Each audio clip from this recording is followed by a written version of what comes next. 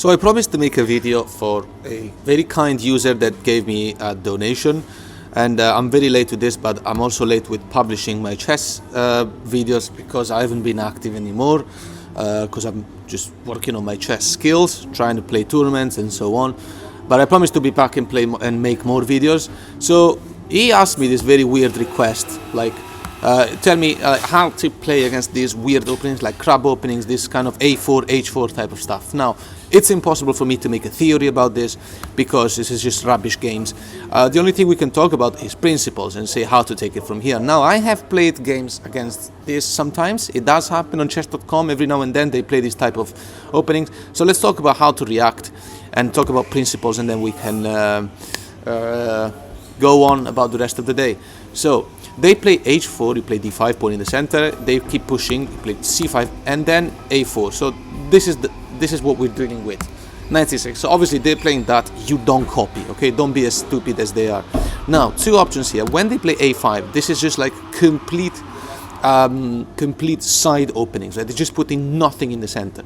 But before we go there, before we go to A5, let's play this other move, right? So we can dismiss this line. H6 is the typical move they play.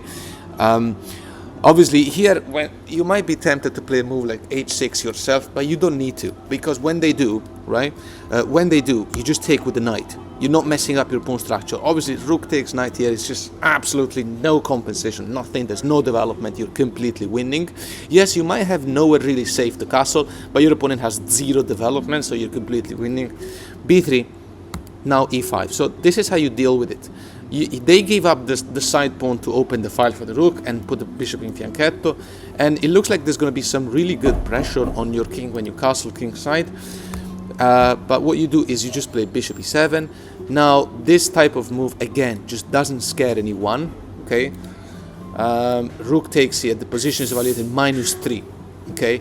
So he's just winning. So e3, castle, knight a3 developing, and it looks like, you know, because we don't really have an attack against the opponent king, it's actually quite safe at the moment, and white has a rook with an open file and the bishop is aiming at this direction, so you might feel a bit scared. The best move here is bishop g4, and if they play knight, for example, here, the knight is pinned and they don't have h3 to counterattack your bishop. So that's one of the weaknesses to talk about. Never forget about this. So they have to, obviously the queen doesn't want to go and get locked. So after bishop e2, you move the bishop away. And let's look at this move, bishop f5, bishop b5, because like knight to f3 once again to develop, right? The idea is to play bishop to f6 and you're completely safe now. I mean, you've always been safe. A move like knight to h2 to come back to g4 to finalize the pressure on h6 and to get rid of this bishop so that this bishop becomes even stronger is met simply with e4. And obviously you threaten this bishop, so they have to take, and now you're just swapping, and this is it. Knight to g4, for example, is free at the moment. Yeah, so this is just nothing to discuss. Knight to g4 was like an option that they could have had. Let's go to this move, bishop to b5. You play f. The reason why bishop to b5 is to remove this knight so that the bishop can take the pawn in e5. You just play f6 and you worry about nothing. Queen to f3. These are computer moves trying to survive in this losing game. Knight to b4 is the best move. Now here obviously you're threatening to simply play a6 and simplify the game. You've got the bishop pair, and this king is in big trouble. He has nowhere safe to castle. Let's say queen to g3, continuing the attack. a6, the bishop has to move, and now king to h8. Obviously, it's a bit scary. Like here, if white does take this this knight, you can take here, and you know, you can't really take the rook, obviously.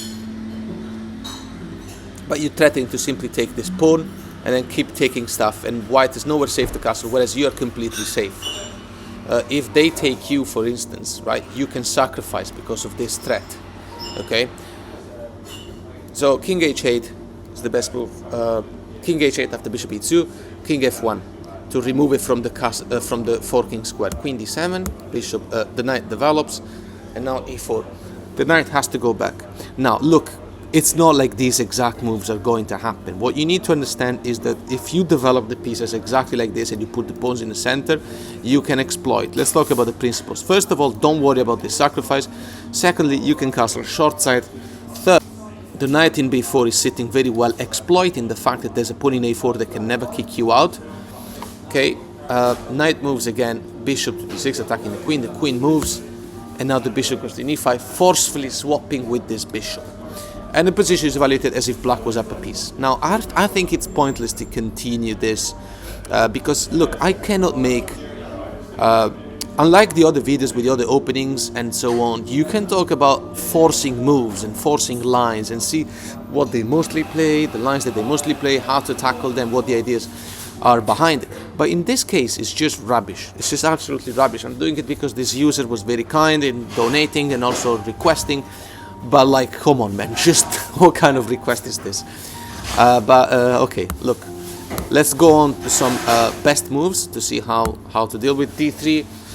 Trying to crack open the center, you take, now rook f6, and you're just improving the position of the pieces. So there's no much, there's no theory, right? So we're just going to go on like this, rook to d1, these are all best moves. The bishop goes to g4. And we're just putting more and more pressure on this knight because the f2 square is a bit weak. And yeah, let's just close the line there.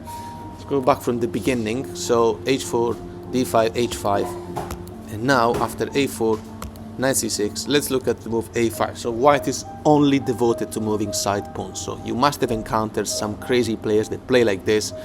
And you might have lost even on time. You haven't lost in position probably, but you have to be careful because what the white player is trying to do here is trying to make you expose, overstretch your pawns and then lose control of the center. Here you have to play is h6. Now here the computer does play h6. What you need to understand is that our opponent is trying to play a6, which is kind of the move here. In fact, after this move, you can't take with the knight because your knight is developing c6. And that's what I find a bit annoying because now this is what they want. They want you to take the pawn, but you're not going to do it, right? If you take the pawn, yes, they can't take you back, but you really have nowhere that safe to castle, and you've got a double pawn here on the h pawn, so that's a bit silly. So what you want to do here is knight developing. And now let's look at 5 options really quickly. One of them is knight c3, developing the pieces. Okay, so because white has no pawns in the center, you can play this move. Now, sometimes you might be afraid of overexposing your pawns, because if you push them too far, then they don't control the center anymore, and you might create some weaknesses, some holes in your position. d4, they take, you take back, obviously you have to. Knight to b1 is the only move, right?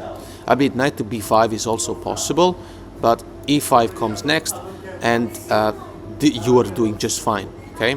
Let's look at some options like e3, trying to open the center. You play bishop e7, take, then you take back, and look, position is evaluated as if you're up a piece already, right? Our opponent has nothing that makes sense. What do you think they're going to do here? Knight, maybe knight f3. You play e4.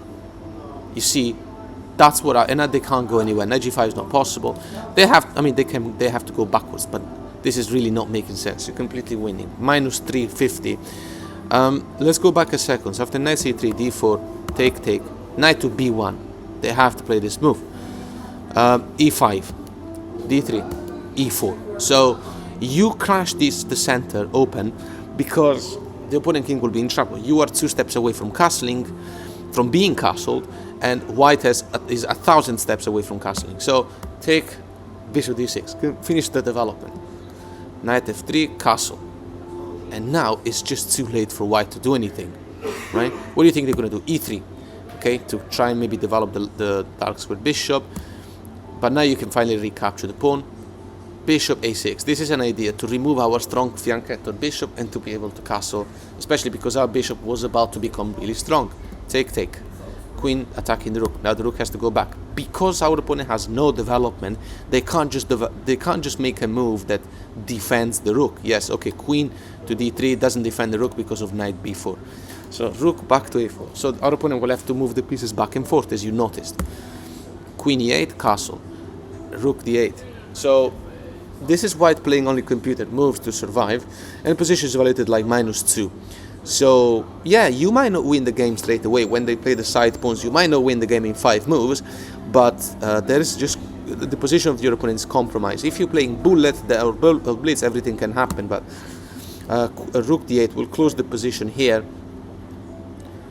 Our opponent has a long-term weakness. This pawn cannot be protected by the light square bishop ever.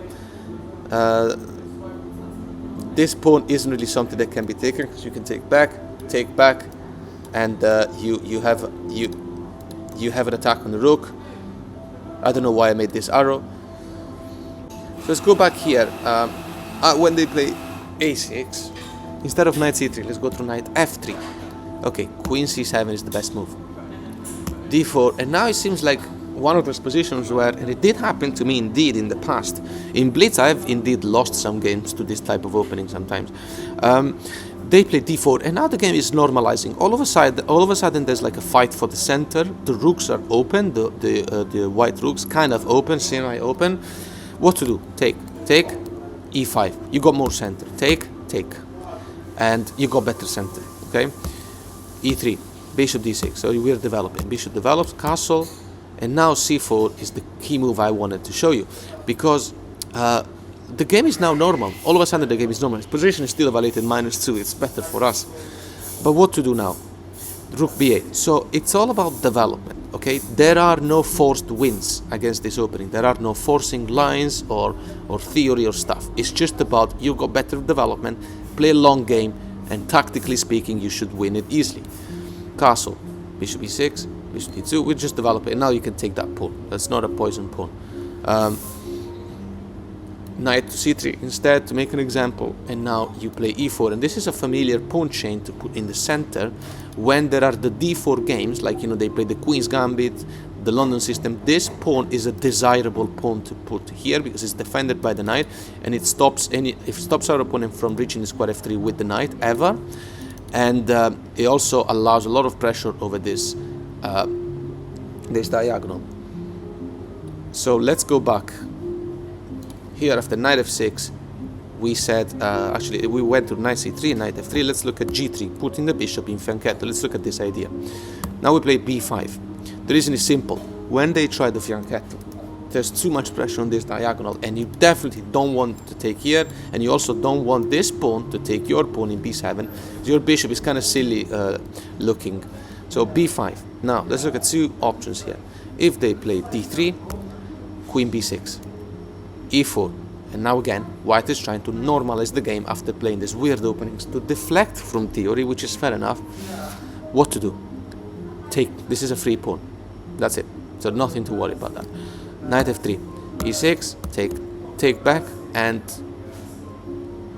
look, now the game looks normal. Okay, knight c3, take. So we're swapping pieces, and now bishop b7. Now the bishop doesn't look bad here because it's defended by the queen. Bishop g2, bishop develop, castle, and now black's best move is a5. We have a passed pawn. Again, this pawn is a weakness. We're going to target and later win it. We have a passed pawn on the a file. And remember that in this position, this pawn here, just, you know, after playing b5, this pawn is dead lost. Queen b6 is the thematic move that puts double attack on that pawn, and you're going to win it no matter what. So that's one of the weaknesses to remember when they play these stupid openings. So let's go back here. When they play g3 and you play b5, how about bishop g2 straight away? Okay, e6, defend the pawn, d3, queen b6. You see, we are recreating the pattern, and that pawn is lost no matter what. Knight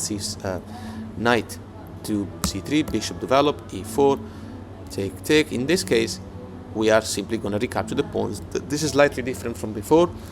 They take, and knight f3 looks like a normal game, and basically it is, but with the weaknesses. The weakness being that we have a passed pawn that can go on. Well, it's not really a passed pawn yet.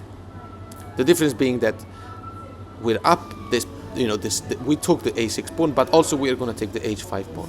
Castle, a5. This is thematic move. c3, castle. Knight to h2, these are best moves. You play knight in the center. And remember, this pawn is weak. We're exerting quite some control over the square d4 with the pawn and the queen. We're going to put the rooks as well, potentially. Okay, f4, kicking away the knight. Knight go back. And, G4, obviously, because our opponent is intending to first of all defend this pawn, but also maybe play G5 and go for an attack on our king. B4. Put double attack on the square C3. Okay, check. Pawn blocks. Swap the bishop, and now B3, and you should be able to create a breakthrough of pawns at some point. Position evaluated -2. We've gone way past any theory or anything, if there ever was any. So you get some ideas about how to deal with such scenario. Let's go back here. We went through everything except B3, right? When they play the bishop in fianchetto, in the scenario where they play the H pawn and the A pawn, what to do? Okay, E5, same thing, right? Two options here: taking the pawn or bishop B2. If they take the pawn, take back, E3, bishop D6, develop the pieces. Bishop A6, swapping with our tremendous bishops, especially because this bishop is looking at the king side, which is where our opponent will castle. Take, queen D7 this time. Unlike before when we attacked the rook. Queen D7 is the best move. D3, castle, rook back, rook D8. So we're going to exploit the fact that our opponent king is in the center to open the central files. Knight F3, rook E8, bishop develops, and now C4. We want to open the central files because this king is in trouble, so our opponent can just castle, and you can think they're safe. Fine, take, and you win that pawn for free. There are no compensation. Now you might argue that when the knight moves, the queen attacks this, but and you can't really take with the rook because of the bishop, so you just take with the bishop. And when they take you, you take this.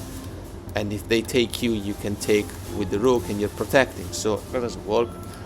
So queen e2, knight back to f6, and yeah, rook c1. These are best moves. You play a5. The pawn is defended by the knight. This knight is unchallengeable because the light-square bishop had to remove our deadly fianchetto bishop. Let's go on. Just a couple of more moves. We'll close this line. Knight c3, bishop b4. Nothing to worry. The knight is threatening to remove our bishop, which is obviously we need to care about that bishop. Yeah, that's how we're going to take the game. Knight c3 again, d4. Again, we open the files. This pawn cannot be taken. Knight to e4 is kind of forced. You play knight to d5. A lot of pressure is applied on e3. Let's make a random move for white, just to make an example. If rook goes back, right, what you want to do is f5. Okay, to finalize the pressure over d2. They can move back, but then you can take, and now go to b4, finalizing the pressure on the square d3. These are all weaknesses that will arise because since your opponent moved pawns on the side, there are many pawns in the center that are going to be backwards pawns, not defended by any pawns, and you're going to capitalize on them. Let's go back here in the line with b3 when white just played b3, e5. Instead of taking, what about bishop b2 immediately? Wait, okay, the usual move, bishop d6. Okay, let's look at two options very quickly. So one of them, the other fianchetto, when they play the two fianchettos. So one of them is e3, right? You play d4 straight away, right? You're creating that swap. Knight e3 developing, castle. Bishop b5, attacking the knight, threatening to, just open the file for this rook. This is what they want. Save the knight, like we did before. If they play c3, by the way, you can just take this pawn for free. If instead they take the pawn first, you take back, and now c3 comes to remove the knight from there, you got nowhere to go. Actually, knight d5 is the right move. Okay, bishop goes back. Bishop c7. Knight c4, you might feel under pressure. Let's look at this scenario. You want to trade with that knight. Take. If they ever want to swap, let's make an example. If they ever want to swap this, you actually take this, take back, and you can take here, right? Rook h2, and now you move back. This king is in big trouble, will never castle. Our king is extremely safe, so that doesn't work. Let's go back at this position after bishop d2 and bishop d6. What if they play the double fianchetto variation? So in this scenario, we're looking at pawns, the side pawn opening, and the two fianchetto opening. So this is 0 pawns in the center, and we have these pawns in the center. So you might be in that position where you're doing fine, or you're good, but eventually you will do something stupid during the game, like it happens to everyone, and you will lose. Yeah, that's exactly what's going to happen. So you remember this scenario when they are trying to fianchetto the bishop in the side pawn openings. I think it's called crab opening, I'm not even sure about that. You play b5, this is the thematic move to remember, okay? And that bishop is harmless. Bishop g2, rook b8, okay? d3, put in the center. Finally, d4 was not possible because we've got too much control over that. Castle, e4, take, c4, open the files because the opponent king's in the center. Knight c3, developing. Knight to d4, the knight is sitting gloriously in that square. Knight to f3, you play b4, capitalizing on that knight. Can this knight take us? Of course not, because when you take this knight, it comes with an attack on this bishop, and you're also attacking this guy. So knight to d5 instead. Take. Obviously, if they take, right? If they take, you have c3. So much control. Bishop has to go to c1, and now rook e8. You're just gonna push the pawns and win the game. Remember, this pawn is gonna fall very soon. So after take. If they take the bishop, if they take the knight instead, take back. They have to take the piece back. This is even worse because now check. King f1 is forced, and now d3. Finalize the attack on, finalize the opening on the central files. Now you might argue that they can take you, but then you can take here, and they take you. You lost the pawn, but now queen to b6 finalizes the attack on this pawn, and then go in here, and this bishop is completely useless. It's locked by his own pawn, and yeah, this all the things you need to. All the principles you need to apply. So let's do the last recap. H4, D5, H5, C5, right? A4, Knight C6, A5. So they're just playing openings, just side pawn opening, H6, right? Now they go here, and you play Knight F6, and you don't care. What if they just take the pawn straight away, and then they might want to fianchetto the bishop, but you cannot play the B5 theme anymore. Okay, take back, E3. d5, knight f3, bishop d6, d4. Looks like a normal game, but it's not. Take, a castle, and now bishop e2 is forced, so they can't play the fianchetto. I'll show you in a moment. Now you can take the pawn. Take, and now rook e8. The opponent cannot castle anymore, because then we will win the bishop. So a lot of changes, but it looks like the situation is becoming normal. What about knight c3 defending the bishop, but now bishop e5. Do you see how important it is to be developed? Because when the queen moves, play rook to b8, position evaluated -4. This is hopeless now. Our opponent cannot really castle. So if they castle, you play d4, removes the knight from that square. Where's the knight gonna go? Wherever they go, you take here with an attack on the queen. You see the tactics that appear when you're better developed. After knight c3, what about bishop e5, and instead of queen b4, what about queen d1? Seems like the best move. d4, attack the knight. Knight has to move. And now queen to d5, capitalizing on this weakness. You might argue bishop f3 stops it, but actually check. King has nowhere to go except f1, but now check, the game plays itself. Last point I gotta make, in the position when they take the pawn and you take back, you might argue they might do the fianchetto straight away, as I was saying before. Here you play c4. This is because our opponent will have to play d3 because it's the only way to develop the bishop.